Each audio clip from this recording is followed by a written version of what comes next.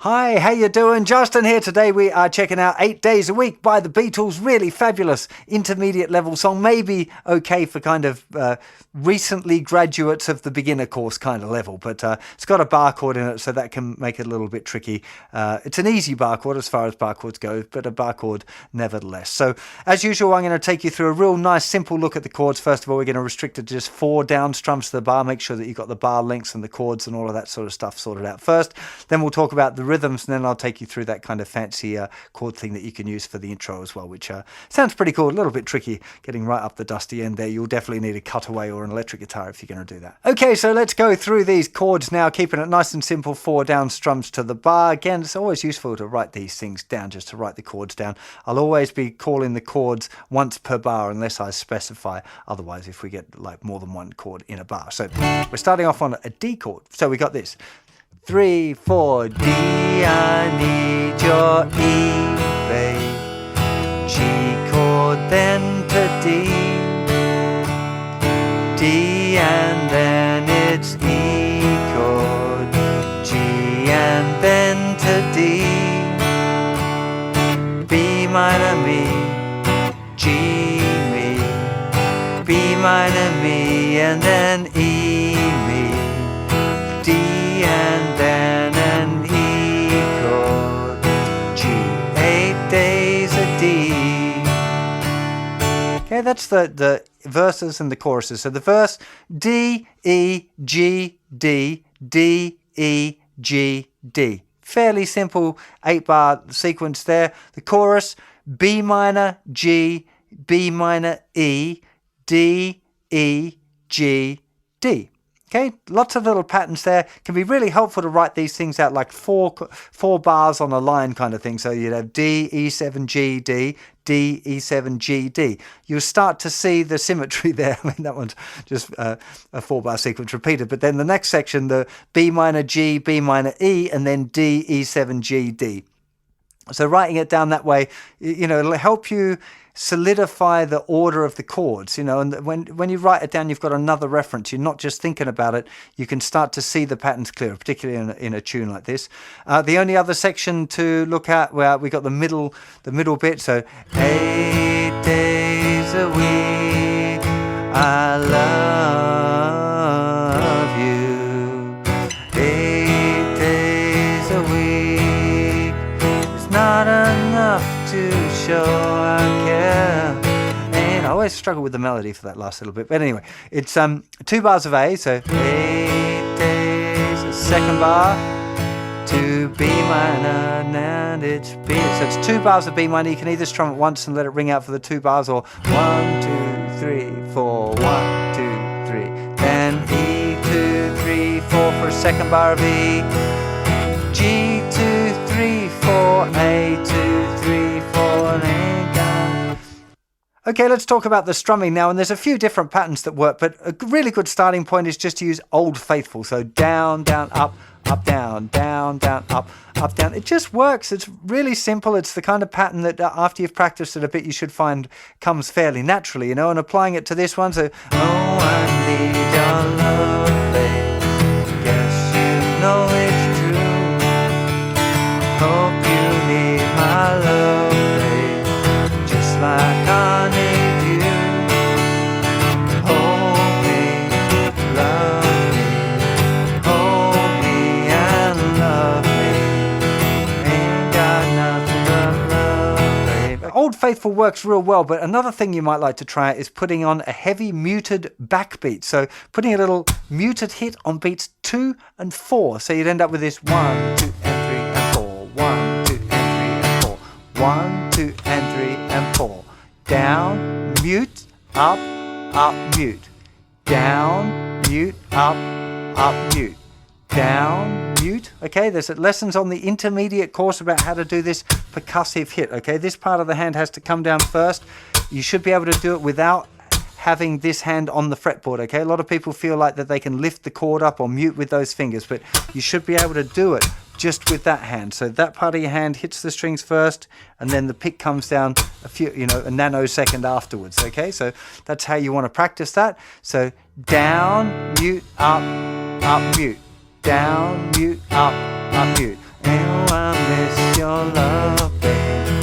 Guess you know it's true. Hope you need my love, babe, just like I need you. Hold me, love me, hold me and love me. Ain't got nothing but love. Okay, it's a really, really nice feel if you want to get involved with that. These certainly aren't the only two strumming patterns you could use, and I would encourage you to go and explore different ways of playing these tunes. You don't even have to think of it as being like exactly like the record. You could be doing, oh, I need your love, babe. Guess you know it's true. Hope you need my love, babe, just like I need you. You know, you could be doing this kind of, I call it picked finger style, but there's lots of different approaches that you could muck around with a tune like this. And it's really, I think it's an important thing for you guys to be experimenting as well, not just, you know, use the things that I'm teaching you because it's a really good starting point, but then do go off and experiment on your own a bit as well. One thing that I wanted to mention there that I forgot to mention when I was talking about the chords was the in the chorus, B minor to G, you could either do the B minor to G open, or you could go B minor to G, if you're comfortable with your bar chords holding it for that long. B minor to G is a nice change because the actual shape is exactly the same. You're just kind of moving it diagonally and up one fret, you know, move it up one fret and up one string. So as far as bar chord changes, that one goes, you know, it's fairly simple.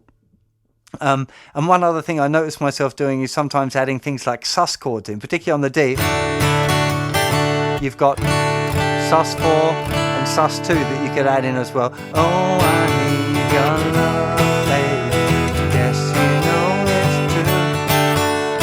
Hope you need my love, babe, just like I need you. That was too much, okay? But there's lots of different sus chords that you could use in there to embellish the chord sequence as well, which is just another thing to add. You don't want to, with all of these things, if you've got a little spice like that, you don't want to tip the whole jar in, right? You just want to use it sparingly, but be aware that that's something that you know, intermediate level and above players should be exploring. So the last thing I want to mention is this little intro thing. Just a really nice idea. It's first finger on the 10th fret of the second string, second finger 11th fret of the third string, and third finger on the 12th fret of the fourth string. Really, really lovely chord. It's a D add 9 chord. So nothing on the thickest two strings, 12th fret, 11th fret, 10th fret, open. Okay? D add 9. If you move that up 2 frets, you just end up with a different way of playing an E chord. And then if you move it up again, a further 3 frets. So first finger will be right up in the 15th fret. So 17, 16, 15, open. Now you would definitely need a cutaway. If you've got a regular acoustic guitar like that, this chord would be nigh on impossible. So, but there's a cheat for it, which I'll show you in a second. But 1, 2, 3, 4, 1, 2, 3, 4, 1, 2, 3, 4. It's just a really nice, kind of a different kind of an intro. You could use this in lots of different songs, and this would substitute for a D chord most times. This would substitute for an E most times, and this would substitute for a G most times as well. Okay, so you know, feel free to take these ideas and mix them up in other songs as well. If you've got a cutaway at the 12th fret like a classical guitar, even the 12th fret one, the E one's going to be next to impossible. If it's 14th fret, you might find you can do it. And this one, this is really far up. It works just as well an octave lower, so first finger in the 3rd fret. Okay, so 5, 4, 3, open. So in that case,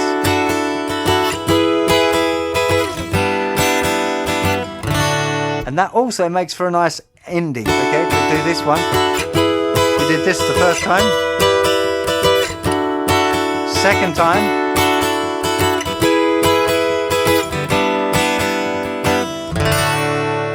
okay, it's just a nice way of ending the tune if you're looking for an ending for it as well. One thing when you're doing these kind of chords that you might want to pay attention to is using the tip of your 3rd finger to just lightly touch the 5th string to try and mute that one. I tend to use my thumb to lean over to mute the thicker string, but if at least you've muted the 5th string, you'll probably be able to get your strumming accurate enough to not just play the thicker string, and you'll probably be okay. But it would be difficult to strum those 4 strings like this and not hit the 5th string. So you do want to use the tip of the 3rd finger there to mute the 5th string. That would be my little tip.